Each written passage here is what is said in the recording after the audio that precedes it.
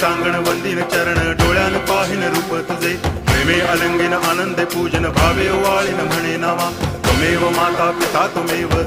बंधुश्च सखा त्वमेव विद्या करुणं त्वमेव सर्वं मम देव कायेन वाचा मनसेन्द्रियैर्वा बुद्ध्यात्मना वा प्रकृति स्वभावात् करोमि यद्यत् सकलं परस्मै नारायणायति समर्पयामि अच्युतं केशवं रामनारायणं कृष्णदामोदरं वासुदेवं हरि गिरिधरं माधवं गोपिकावल्लभं जानकीनायकं रामचन्द्रं भजे हरे राम राम